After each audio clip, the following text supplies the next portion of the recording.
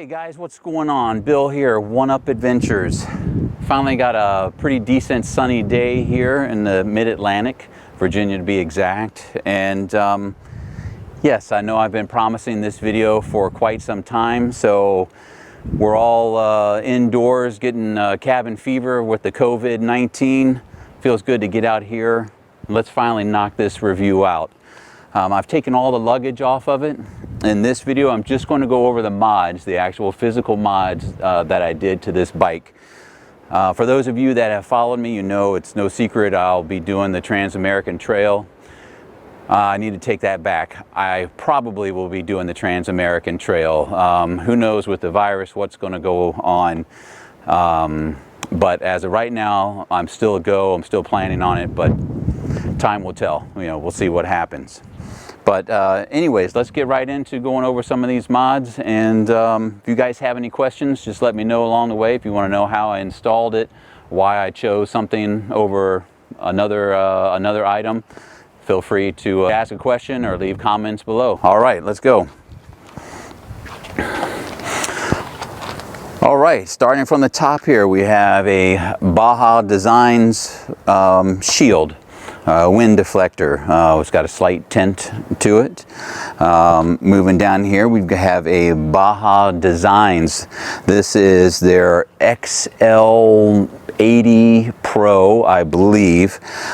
Super bright. Sorry guys, I still have dirt and bugs and everything on it, but I keep my bike pretty clean, but you know, it's just coming out of winter time. So but anyways, super bright light. I love it. I don't do a whole lot of night riding, but when I need to, I won't have a problem seeing anything with that guy on there.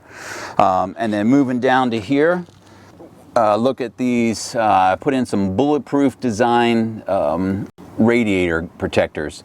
Now these aren't braced, so they're not necessarily going to brace your radiator, but I just wanted something that was going to help protect the radiators in case of rocks getting kicked up or whatever. You know, we're going to be out in the middle of nowhere and I don't want to have a busted radiator. One thing I will say is these things are machined exact. I did not think, I've dropped this bike just a handful of times and nothing has been crazy. They've all been low speed crashes. Well, come to find out on the other side here, on the right side, I actually had bent my radiator a little bit. And it was a beast to get one of these on because they are machined exactly to spec. So I had to bend my radiator tabs around a bit and, you know, that was all fun. But anyways, these they're really well made and I think they're going to do a good job. Moving on down here, we have the Enduro Engineering skid plate. I think this is called their Flatlands skid plate. Really hardy, fits in here perfect. I mean, that is some thick ass steel in there. I don't have to worry about anything busting through that and getting into my crankshaft. But okay. Let's go ahead and move to this side here. The elephant on the bike is this crazy Safari tank, I think it's 5.5 liters, which is like 4 gallons and something, and some change. Little bit of a pain to get on here, but overall it wasn't too bad. The biggest complaint that I have with this tank is the fact that the bolt that they send you, which went into here, the bolt wasn't threaded correctly. Neither side were. Now that's not a new problem. People have mentioned it before. So I actually stripped the bolt off. I stripped it once going on this side going in, okay, trying to screw it in. I stripped it off. And then I stripped it off on the other side when I was trying to remove it. I said, okay, I'm not going to mess with these bolts anymore. I tried to take it out, and sure enough, I stripped it right off and broke the bolt in there. That was no fun. These are the ball lock pins. You just push a button, it comes right out. Much easier. If I need to get in there and get to my air filter, it's not a problem. Pull this out, and in just a matter of a minute or two, I can have this tank up and be getting to my air filter, which is under there. So these are a very just a nicety to have. It's going to make getting in there much easier. So they do stick out a little bit. I don't even feel them, especially with my riding pants. No worries. All right. Moving on down here, I've got a hammerhead. This is my crankcase guard coming right off of the little sprocket. Nice, everything's machined aluminum, very nice. Got a hammerhead. This is an extended gear shift selector. I like that too. One of the reasons why I chose this is not only for the quality, but for the fact that I could get this selector right here extended. So this is extended up some, so my foot can fit in here a little bit better. Right here, actually, I almost forgot about this. I overlooked some of these things. These are the IMS rally pegs.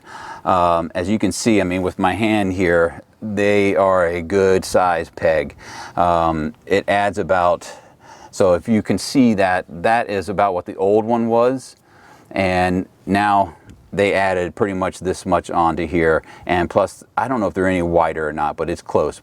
But they are bigger, and you can definitely feel it. You can feel it when you stand up on the bike. I did increase the front sprocket size, or no, I'm sorry, I decreased it.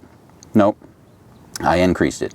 That is I believe that's a 14 tooth front sprocket. I've got a DID gold chain. Yeah, it looks a little dirty. It is a little dirty. I haven't really changed it, changed anything on it or cleaned it in a while. And I've got that paired back here with a 43 tooth rear sprocket. And yeah, so I can run easily 65, miles an hour down the highway.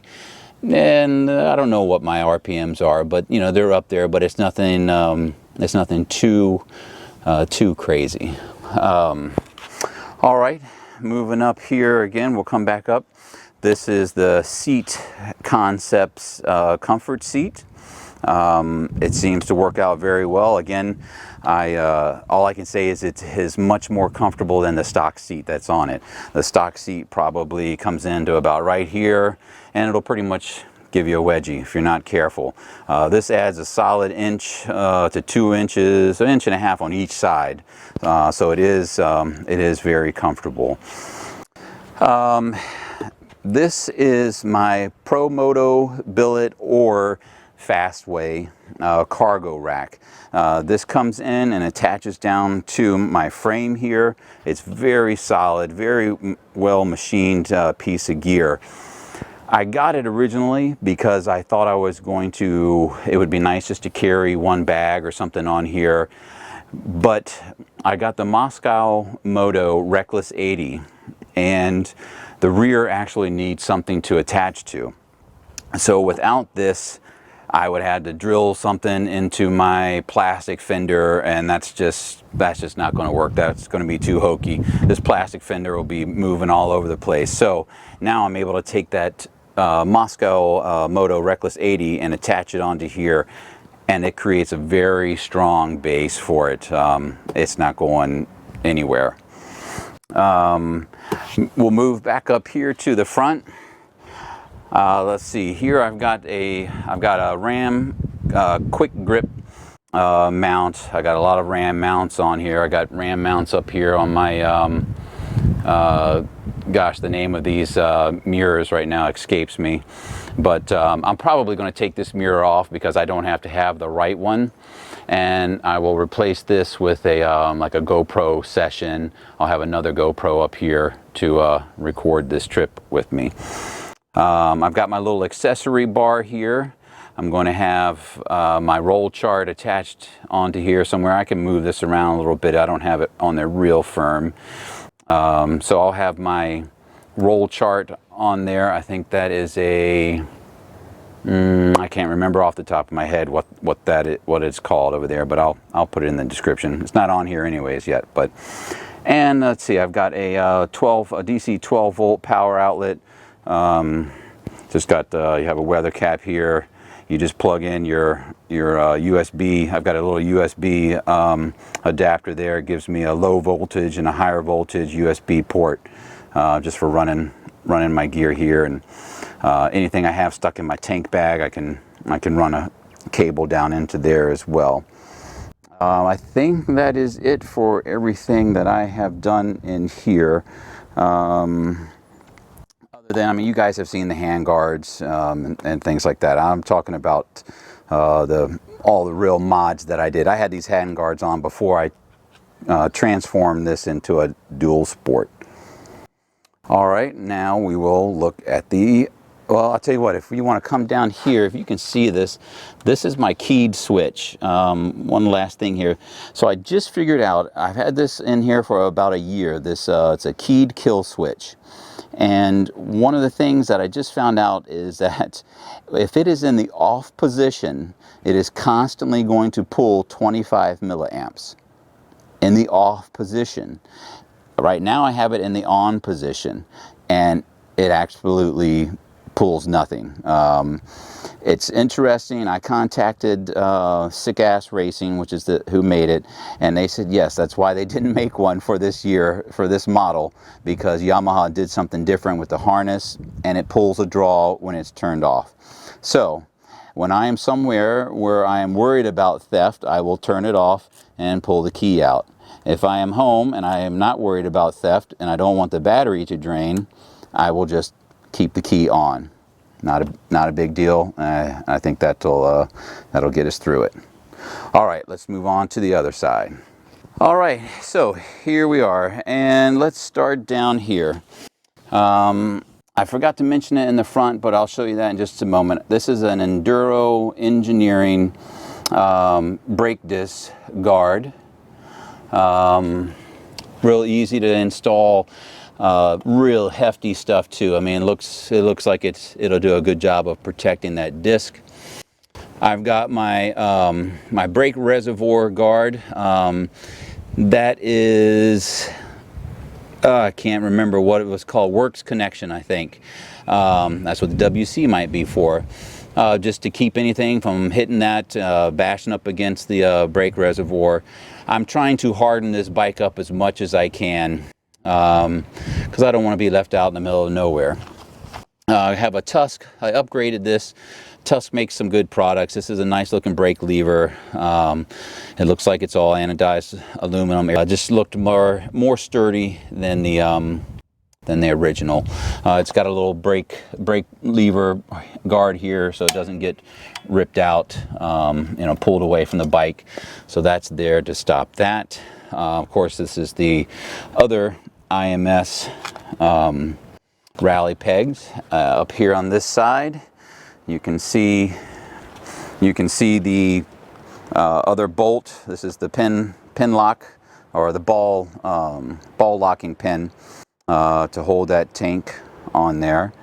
And I want to say that is probably about it. I'll show you the front here real quick. The front Enduro Engineering right here. Enduro Engineering front brake disc cover or protector guard. There we go. We'll get one of them.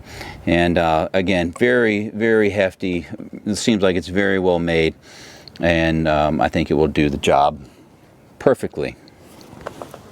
Well, all right, guys, that is the walk around. I know it has taken me a while, but that's the official walk around. As far as like external mods go, that's probably going to be about all that I'm going to do to the bike. I am going to add a it's called a throttle tamer into here. It's just a different ratio or different pull throttle tube. And just because if you guys have these, you know how herky-jerky they can be. On the dirt, I don't worry about it that much because it's just going to rip dirt up. But when I'm on the road, all that herking and jerking, especially if I'm in some real tight technical stuff, I'm a pretty good rider, but it still gets my attention sometimes, and it gets a little too jerky sometimes when I don't want it to, let alone when I've got another 80 pounds on top of the bike here as well. I want to be in a little more controlled environment. But so yeah, so that's the mod video, guys. Hope you enjoyed it. Stay tuned. I'm going to do a luggage video where I show how I put on all my luggage, which is a lot of Moscow Moto stuff. I'll have some Wolfman I got a Wolfman fender and things like that that I'll show you how I put it on here, and any tricks or whatever that I did to get it installed. But anyways, guys, take care, and any questions or comments, leave them below. All right, take care and be safe, guys.